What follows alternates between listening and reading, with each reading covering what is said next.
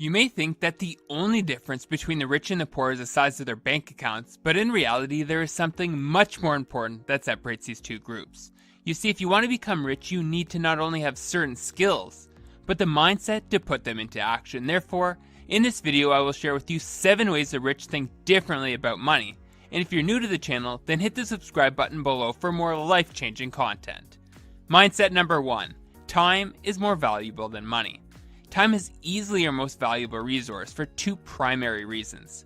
First, there are only so many hours in the day, which makes it a scarce resource. And secondly, time is the only resource that can be transformed into anything you desire. For instance, your time can be used to make money, to travel, or to spend time with friends. No other resource offers as much flexibility as time does, and wealthy people know that they can always earn more money, but there's only so much time each of us has on Earth. With that in mind, they look for ways to maximize their own personal time by leveraging technology and the time of others. Consider this thought experiment.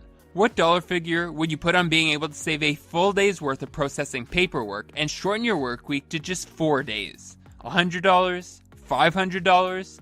Come up with an actual dollar figure. Now, imagine you earn $50 an hour and can hire someone to take on a full 8 hours worth of work for $100. Would you do it? By paying that $100, you could spend a full day with your family or go see that movie you've been meaning to watch.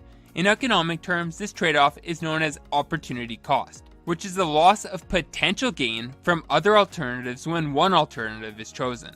So when you choose to work, the cost is the dollar value placed on enjoying leisurely activities.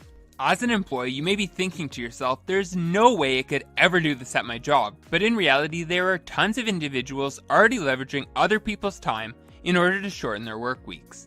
A 2018 study reported by CNBC found that 70% of professionals worldwide now work from home at least 1 day per week. You owe 40 productive hours a week to your employer. Why not work 32 and outsource the other 8? Second, this is why people start businesses, to take more control of their time and work. Wealthy people ask how they can delegate work to leverage other people's time. In return, they have more control over their time, which they can then spend as they wish. It's part of the reason wealthy people look for ways to build passive income so they can bring in money without having to work for it.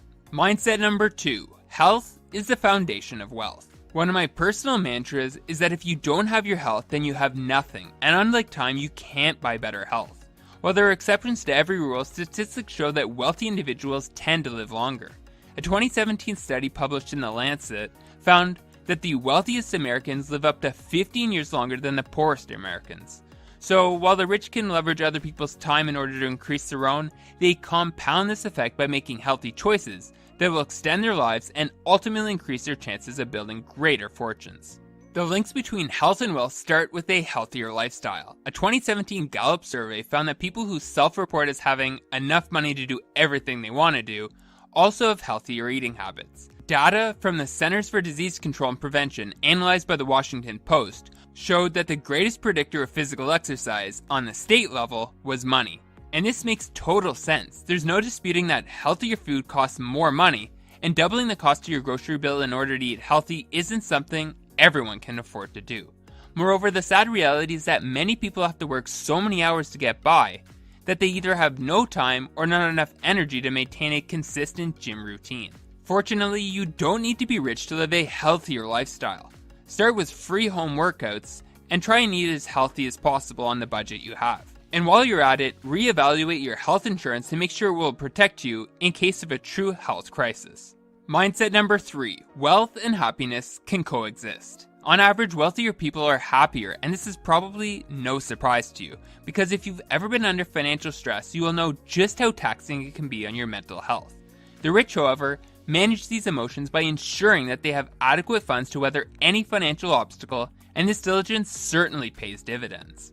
A study published by the National Academy of Sciences demonstrated a strong correlation between income and life satisfaction, as well as income and emotional well-being, up to around $75,000 in annual income. After that, it leveled off.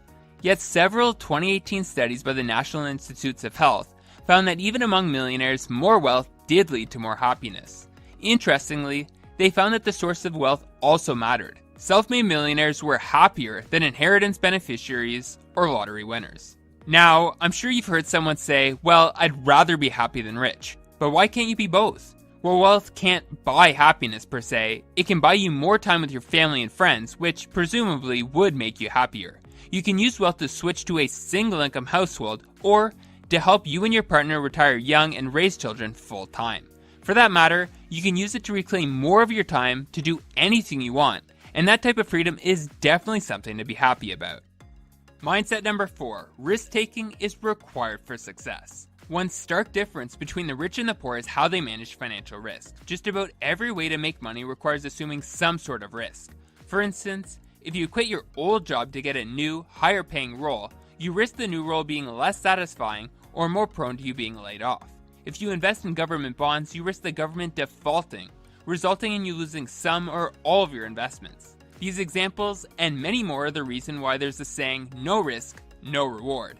And time and again we see the clear line between the risk tolerance of the rich and the poor. In most cases, we see poor people reduce or completely eliminate their financial risk, which also hinders their ability to grow their wealth. Statistics show that half of Americans own no stocks whatsoever. That includes pensions, 401k, and IRA accounts, and college 529 plans. In fact, 84% of all US stocks are owned by the wealthiest 10% of Americans.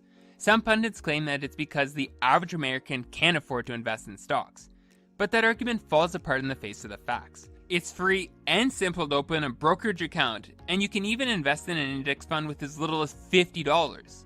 The truth is that the average American feels uncomfortable with the risks posed by stocks. Don't take my word for it. The NBER study showcases an enormous divergence of median wealth in the aftermath of the Great Recession as the middle classes fled stock market ownership.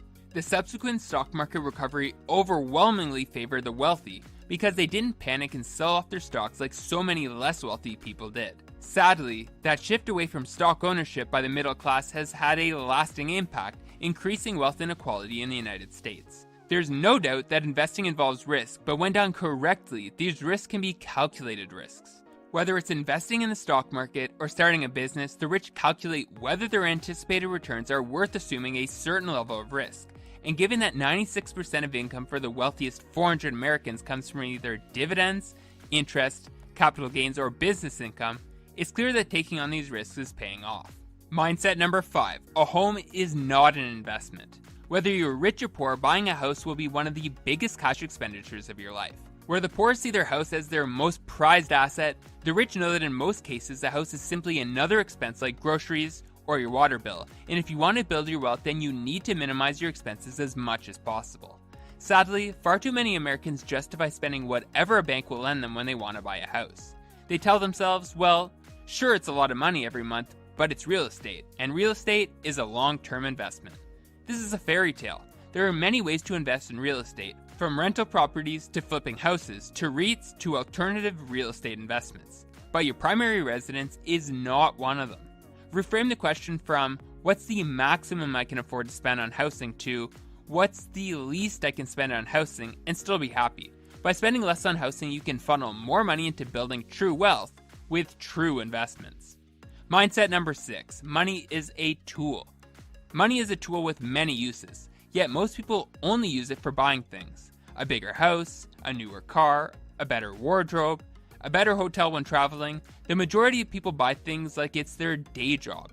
But the wealthy use their money in more productive ways because they know that money can be used to create more money.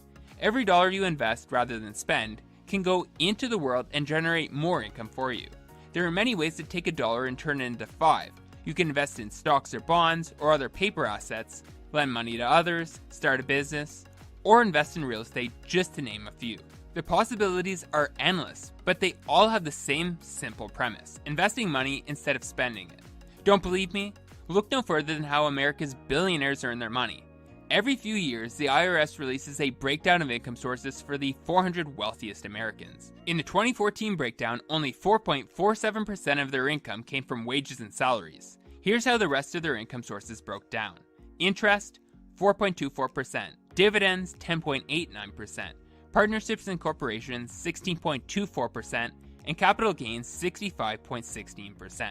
All of this income arose from investing money in something, and the overwhelming majority of it came from starting and growing a business. In other words, your job won't make you rich, but your investments in businesses might. Mindset number 7, resources are limitless. As I said before, each one of us only has so many hours in the day, which is why if you want to ramp up your output and see your revenue soar, then you need to leverage the resources that exist around you. That's why the wealthy use other people's money to build their own portfolio of assets.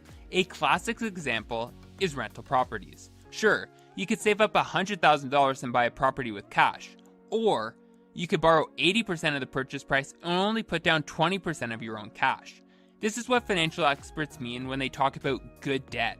If each rental property earns $500 per month in cash flow, even after your mortgage and other expenses, then it's debt that makes you richer every month, not poorer. The faster you can accumulate assets like this, the faster you grow your income and your wealth. Good debt isn't limited to rental properties, however. You can also leverage other people's money to start or grow a small business. Sure, you might have to give up some equity in the beginning, but wouldn't you rather own 70% of $1 million business than 0% of a non-existent one? Therefore, if you want to grow your income and assets, don't be afraid to enlist other people's resources to help you reach your dreams faster. Thanks for watching. If you want to go from the life you have to the life you deserve, then hit the subscribe button now.